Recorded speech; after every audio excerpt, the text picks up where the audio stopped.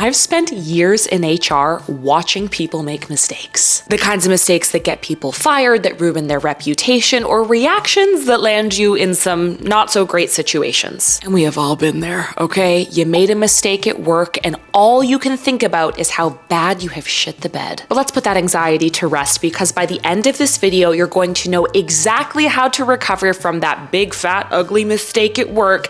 And most importantly, how to let that shit go, girl. Hi, hello, my name is Emily Durham. I'm an internationally recognized careers coach and the author of my debut career advice book, who just so happens to be a bestseller. And if you know me, you know my style. I like to jump right the hell on into it, so let's get going. Where people screw up after they make a big mistake at work is they don't stop and think about what type of damage they've actually done. Step number one, y'all, you have to figure out what was the actual ramifications of your mistake. Was this a mistake of inconvenience? You sent the wrong attachment in the email thread, you pressed reply all and it should have just been reply. There's a typo, you scheduled the meeting for the wrong time. It's a mistake that makes you look, yeah, maybe a little bit messy, especially if you tend to repeat the same mistakes over and over, but they're not like earth-shattering. And here's what I'll tell you, early in your career, honey, these mistakes are gonna happen 3 or 4 times a week.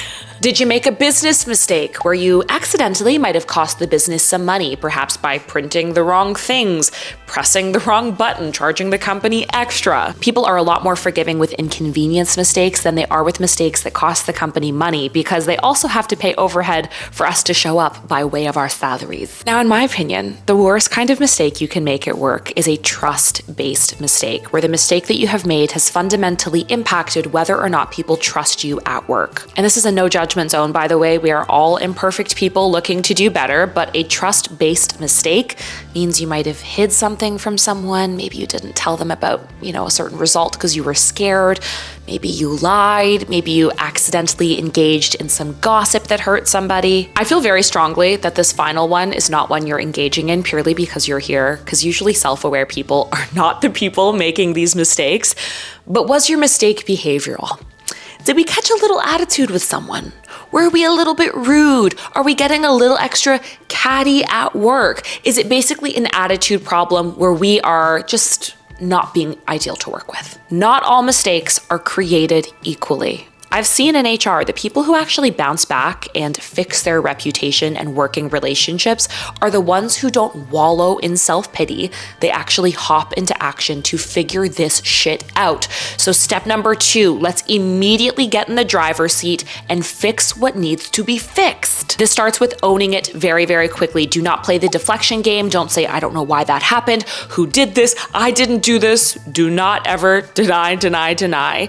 Figure out what the problem is and go to every single individual affected. Maybe it's your boss, your peers, anyone involved who needs to know about this, and say it very honestly. Hey, I just wanted to raise a flag with you. I noticed that I made an error on blah, blah, blah, blah, blah, blah, blah. Here's what I'm doing to recover it, but I just wanted to be transparent. You're showing that you're humble, which, by the way, in 2026, most people are not. You're sharing your pathway so they know specifically how you're going to recover it, which is going to rebuild that trust. And what I like about that script I just shared with you is you're also not over-explaining. You're not sitting there saying, I'm a horrible employee, I'm so sorry, I'm the worst, blah, blah, blah. And it turns into this like emotional pity party. You're staying very, very succinct. I need to hold your hand when I say this one. Mistakes make all of us feel embarrassed, but how you get through it is by not disappearing into the embarrassment. It's you owning your shit, finding the people you need to find, and communicating your action plan. And the biggest part is you actually need to follow through. If you've accidentally made a behavioral blunder, which we know are one of the more challenging ones, it might sound like this. I just wanted to catch up after our most recent meeting. I took some time to reflect, and I definitely think I was coming off defensive in that conversation. Truthfully, I was feeling a bit overwhelmed, but it was completely inappropriate for me to be that emotional in my response. I just wanted to apologize and say that I'm on it, I'm working through that, and that will not happen again. But please let me know if you have any feedback or if there's anything I can do to improve in the future. Now, if you made a teeny tiny mistake, that one apology is most certainly going to be enough.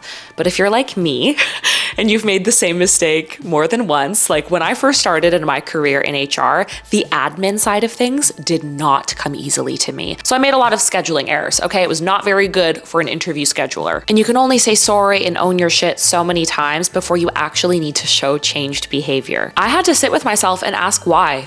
Why am I making these errors? The reality is, for me, I was really confused by all the spreadsheets. I needed to take some courses on Excel and get mentored by people who were better than me. Try to figure out the root of why this is a repeated issue so you can actually solve for that. If you need more mentorship, go get a mentor. If there's too much on your plate, go talk to your boss. Because the next 2 months after you make any mistake need to be dedicated on improving trust, which ultimately means you need to improve that say to do ratio.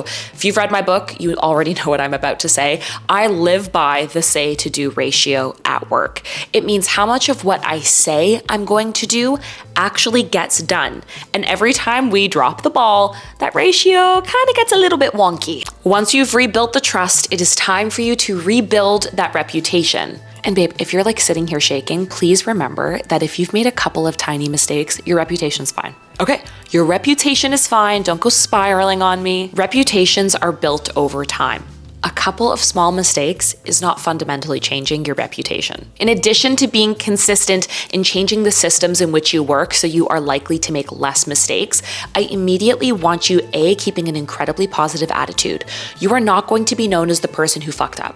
You're gonna come in with the same attitude you usually do. You're gonna be positive. You're going to volunteer. You're going to ask for more feedback than usual. That's an amazing tip to help show your boss that you're always looking to learn and grow and that you're not defensive when you do make mistakes. You are not going to keep bringing up this mistake. After you've apologized and fixed it, I don't want you to be the person being like, well, remember that one time I made a mistake? Nope. It's dead in the water, girl. No one's gonna move on if you don't move on. After you make a mistake, especially one that might be a bit more visible, you need to volunteer for something that offers you a visible win. Whether that's joining an employee resource group and hosting an event that everyone's going to see, offering to mentor a new hire. I don't know what it is for your company, but I need you to pick something that's going to give you kind of some wins in public that your boss is going to see, and ideally that your boss's boss is going to see. And the biggest tip of all, you gotta let it go, friend. If your mistake was so bad that you could not recover from it, trust me, you would know. You would be on a performance plan with HR, or your boss would be telling you to pack your shit and leave. If your boss has already said it's okay, if you've learned the why so you don't repeat this behavior, you have to let it go. Every employee I've ever spoken to is convinced that their team and their boss remembers all of their mistakes. But what a lot of us forget is that our bosses, they're focused on their career. Like, sure, they're focused on you, but they're also individuals looking to get ahead. Everyone around you is usually focused more on themselves than they are on you, which means after the immediate annoyance of whatever your mistake was passes, they're over it. They're focused on the mistakes that they're making. Because I don't think you realize most people, especially the people you really respect at work, they're making mistakes too. You just aren't privy to them. If you are panicking about making mistakes at work, here's 3 things you need to hear.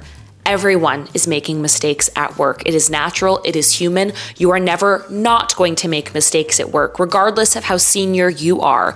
All you can control is how you respond to those mistakes. 2, the people who are actually successful at work aren't perfect. They're just not defensive. They are very humble when they make a mistake. They own their shit and they keep it moving, which leads me to 3. With the right attitude, mistakes genuinely are how you learn. They're how you become an empathetic leader, and they eventually become your superpower. So please stop beating yourself up and expecting perfection. Perfection's not coming.